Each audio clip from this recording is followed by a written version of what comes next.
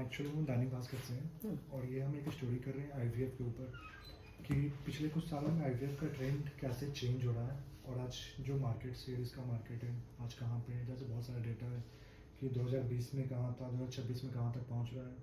Second चीज़ कि ये trend क्यों चेंज हो रहा है, मार्केटिंग। हाँ नहीं मार्केट में आईवीएफ का कल्चर जो बढ़ता जा रहा है, मे बी लोकल लाइफस्टाइल बदल रहा है इस कारण से। और बहुत सारे रिपोर्ट छोटे मोटे हैं, पता नहीं ऑथेंटिक है कि नहीं, कि पोस्ट कोविड शायद लोगों की फर्टिलिटी कम हुई है तो उस कारण से।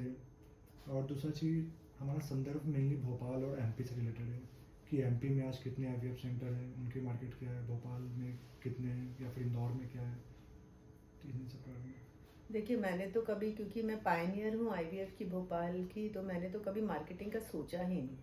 हमने तो बहुत ही एथिकल ये सोचा कि इनफर्टिलिटी ट्रीटमेंट ज़रूरी है, पेशेंट हमारा इंदौर बॉम्बे दिल्ली जा रहा है, परेशान हो रहा है, तो हमने भोपाल में 2005 में आईवीएफ स्टार्ट कर दिया।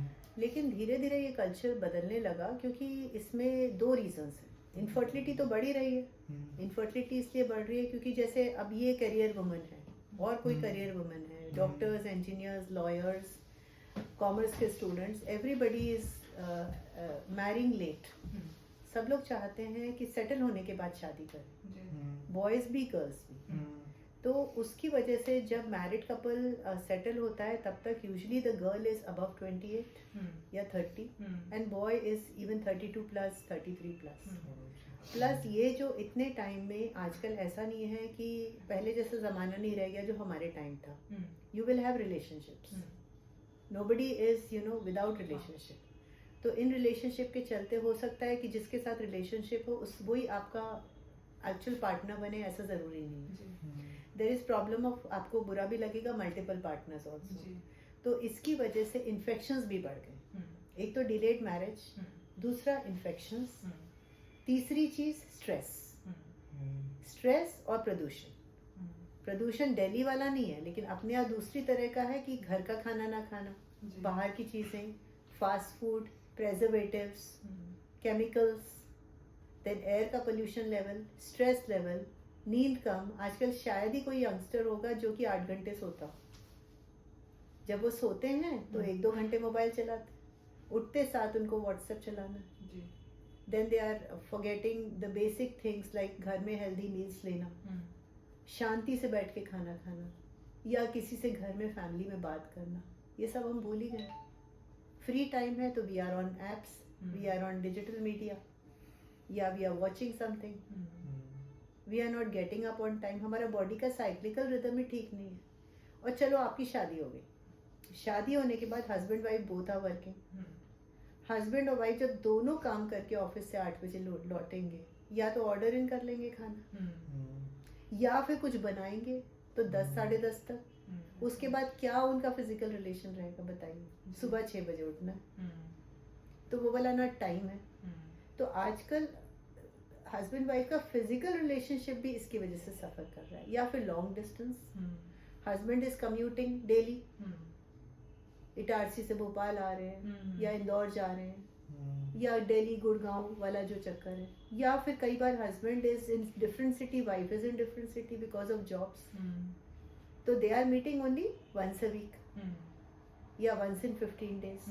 तो उसमें भी फिजिकल रिलेशनशिप में फर्क पड़ता है, क्योंकि वाइफ के जो एग बनता है जो यूट्रस में, जो ओवरीज से, that is formed only once a month, and they might not be meeting at the same time that the egg is forming. अब रहा मार्केट का कल्चर, तो देखिए अब आईवीएफ बहुत चेंज हो गया। अब एथिकल प्रैक्टिस इसलिए कम हो गई है क्योंकि हमारे जैसे डॉक्टर्स जो कि जिन्होंने शुरू किया था, एक उसकी तरह की एक पेशेंट को फैसिलिटी मिले, पेशेंट को कम खर्चे में आईवीएफ मिले, उसकी वजह से हमने आयुष्मान योजना भी ली। हमारे यहाँ मतलब आईवीएफ का आपने देखा, आईवीएफ के बहुत कम सेंटर्स हैं जिन्होंने आयुष्मान लिया है, क्योंकि उसमें पैसा पेशेंट के लिए कम मिलता है, हमें कई बार अपनी जेब से लगाना पड़ता है। तो आयुष्मान योजना के तहत कम खर्चे में इलाज हो रहा है। बाकी जो कॉर्पोरेट आ गए, कॉर्पोरेट्स का मैं नाम नहीं लूंगी, कॉर्पोरेट चेन से चलते हैं, जैसे डोमिनो की चेन, जैसे शॉपर स्टॉप की चेन। इनका मालिक कौन है आपको नहीं मालूम, इनको चलाता कौन है ये नहीं मालूम, इनकी प्रॉफिट क्या है आपको नहीं मालूम। बस एक साइकिल, एक मशीन की तरह चलते हैं, और इनके एडवर्टाइजमेंट इतने स्ट्रांग होते हैं कि मैं ये पूरी बिल्डिंग भी बेच दूं तब भी मैं इनके बराबर एडवर्टाइजमेंट नहीं कर सकती।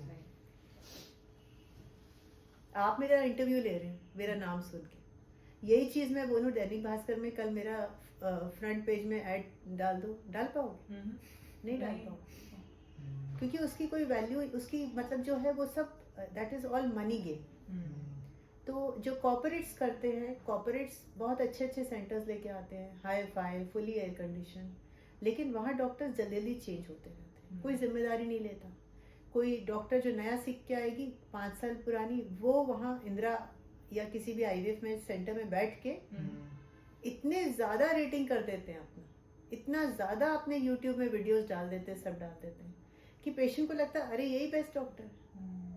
उनको नहीं पता कि डॉक्टर मोनिका सिंह जो बैठी है वो 20 साल से कर रही है और ये लड़की 5 साल से कर रही है, उनको रिजल्ट्स का नहीं मालूम। और सबसे इम्पोर्टेंट चीज़ है आईवीएफ में रिजल्ट आने में टाइम लगता है। मेरे को ये स्किल सीखने में 5 साल लगे, 10 साल लगे, तब जाके हमारा ये स्टैंडर्ड बना। नया सेंटर कैसे करेगा ये?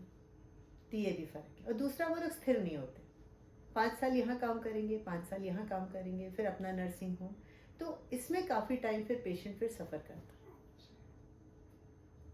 तो ये आपके सारे क्वेश्चंस के आंसर हैं। फिर भोपाल में मतलब आज के डेट में कितने आईवीएफ होंगे? भोपाल में आईवीएफ सेंटर 15 से ऊपर है। 15 से ऊपर? हाँ। और इसका प्रोसेस क्या होता है? अगर कोई मान लीजिए कोई कपल है, वो आता है किसी आईवीएफ सेंटर, आप ही क्या होता है, तो स्टार्टिंग से लेकर लास्ट तक का प्रोसेस और खर्च वगैरह क्या होता है? जैसे रजिस्ट्रेशन हो गया, उसके फॉर्म्स में क्या सवाल होते हैं, किस तरह के? तो देखिए, ये रजिस्ट्रेशन पेशेंट का हो गया, ओके। इसके बाद पेशेंट के ये ओवरीज हैं, ठीक है, इसमें एग बनाने की प्रक्रिया करते हैं, इंजेक्शंस लगा के, ठीक है।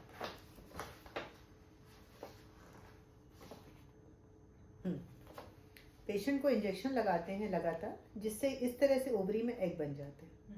जब ये एग बन के तैयार हो जाते हैं तो सोनोग्राफी मशीन से, नीडल से इन सारे एग्स को निकाल लिया जाता है। फिर इन एग्स को निकाल के पेशेंट के हस्बैंड का स्पर्म लेते हैं और ट्यूब में बच्चा बनाते हैं आईवीएफ लैब में। जब ये बच्चा 3 दिन का, 4 दिन का, 5 दिन का होता है, तब इसको यूट्रस के अंदर डालते हैं और फिर वेट करते हैं कि वो यूट्रस के अंदर चिपक जाए। इसलिए इसमें गारंटी नहीं होती, क्योंकि आपने डाल तो दिया 100%, लेकिन ये गारंटी नहीं कि वो 100% चिपकेगा। तो इसलिए आईवीएफ की सफलता आज भी 25, 30, 40% है, बट 100% गारंटी कोई भी नहीं दे सकता। और जो 100% गारंटी दे रहा है जो आईवीएफ सेंटर, वो गलत कर रहा है। ये टोटली इस बात पर डिपेंड करता है कि आपकी बॉडी वो भ्रूण को अपनाती है कि नहीं। इसका ओवरऑल कॉस्ट क्या आता है? इसका ओवरऑल कॉस्ट देखिए, दवाइयाँ आती हैं इसमें करीब 60 से 80 हज़ार की, और लैब का खर्च आता है 40-50 हज़ार। तो इसका खर्च आज की डेट में इतनी महंगाई हो गई है, तो 80 हज़ार से 1 लाख से तो शुरू होता है। अब इसके अलावा आपको अगर कॉर्पोरेट चेन चलाना है तो आप 1.5 से 2 लाख भी ले सकते हो। हम जैसे स्टैंड अलोन सेंटर में बैठे हुए हैं, तो हम वही काम 1 से 1.25 लाख में कर देंगे। पेशेंट अगर मेडिकल स्टोर जाके दवाई ले रहा है तो वो ज़्यादा खर्च करेगा, और पेशेंट अगर हम लोग एक पैकेज दे रहे हैं कि भाई हम सारी दवाई इंजेक्शन इसमें कर देंगे, जैसे आयुष्मान पेशेंट के, तो खर्चा कम हो जाता है। तो इट एक्चुअली डिपेंड्स अपॉन कि एक आप ब्रांडेड ले रहे हो ड्रेस, या फिर एक सिटी से, एक चौक से ले रहे हो एक ड्रेस, इट ब्रांड का फर्क पड़ता है। But definitely the main thing is कि what is the type of treatment which you are being given. तो जिस सेंटर पे पेशेंट जाए, उसके रिजल्ट, उसका ट्रैक रिकॉर्ड, वो कैसा चल रहा है, ये पता होना चाहिए। और हो सकता है एडवर्टिजमेंट से ये ना पता चले, वहाँ जाके खुद पेशेंट से बात करके या थोड़ा सा 2-3 बार जाके, तब आपको पता चलेगा वहाँ जेन्युइन काम होता है कि फर्जी काम होता है। और जैसे बहुत सारे कपल होते हैं, एक तो बहुत नॉर्मल केस होता है, मान लीजिए किसी का ब्लॉकेज हुआ तो ट्रीटमेंट वगैरह से ठीक हो जाता है। बहुत केस होता है मेल या फीमेल, किसी में स्पर्म नहीं बनना है, फिर एग नहीं बनना है, तो उसका फिर अरेंजमेंट कैसे करते हैं? एग और स्पर्म अगर नहीं बने तो आजकल ART बैंक है, तो हमारा अकेला IVF सेंटर है अभी मेरे ख्याल से भोपाल में, जो जिसके पास IVF सेंटर भी है, ART बैंक भी है और सरोगेसी सेंटर भी है। इन तीनों चीज़ों का हमारे पास लाइसेंस है। तो अगर किसी पेशेंट के अंडाणु ना बन रहे हैं तो हम एग बैंक से एग ले सकते हैं। अगर स्पर्म नहीं बन रहे तो हम स्पर्म बैंक से स्पर्म ले सकते हैं। ये होते डोनर के ही हैं लेकिन देता एआरटी बैंक है। हम्म, जैसे आपने विकी डोनर देखी मूवी, वैसा नहीं कि कोई भी चलता फिरता आके विकी डोनर बन गया। हम्म, आपको एआरटी बैंक के थ्रू ही एग या स्पर्म लेना पड़ेगा। सरोगेसी के लॉज में तो बिल्कुल चेंज आ गया है। सरोगेसी के लॉ में कोई पैसे का लेन देन नहीं हो सकता। हम्म, जो कि किसी लेडी की सरोगेट बनती है हम्म, तो वो बिना पैसों के वो काम करेगी, तो बस उसका इंश्योरेंस होगा, उसका पूरा देखभाल होगी 9 महीने, डिलीवरी के बाद भी इंश्योरेंस, जो कि कमिश्निंग कपल करेंगे। बट पैसों का एक पैसे का भी लेन देन नहीं होना चाहिए। सरोगेसी के सरोगेसी तो सरोगेट या तो उनकी रिश्तेदार होगी हम्म, या कोई ऐसी क्लोज फ्रेंड होगी या फैमिली होगी जो कि पैसे बिना लिए काम करे। प्रैक्टिकली पॉसिबल है क्या? हाँ, है ना, नहीं, ऐसे- मैं इसलिए पूछ रहा हूँ ये चीज़ हाँ। कि एक तो पहली बात, आप किसी और का बच्चा अपने घर में रख रहे हैं और एज एग्रीमेंट और लॉ के हिसाब से आप क्लेम तो कर ही नहीं सकते कभी भी उस बच्चे पे। तभी तो केसेस मतलब कम हो फिर गए भी हैं। कोई आपने देखा होगा पहले कितना लेफ्ट राइट हम्म। सरोगेसी होता था, हाँ, अब बहुत कम हो गए। बाहर के लोग ज़्यादा करवाते थे। अब तो फॉरेनर्स का तो आना बंद ही हो गया, और इंडिया में भी वही लोग करा पाएंगे जिनका कोई है, जैसे कोई छोटी बहन बन जाए या बड़ी बहन बन जाए या चाची मामी या जो भी है, आप उस तरह से आपकी इतना होना चाहिए उसके साथ कनेक्शन की वो कर सके। नहीं तो पैसे के लेन देन तो इसमें बिल्कुल अलाउ नहीं। अच्छा, और ये जो स्पर्म डोनर और एग डोनर जो होते हैं, हम्म। इनका पेमेंट क्या होता है? मतलब एक फिक्स पेमेंट होता है? ये भी फिर कोई flexible? पेमेंट, ये भी कोई पेमेंट नहीं है।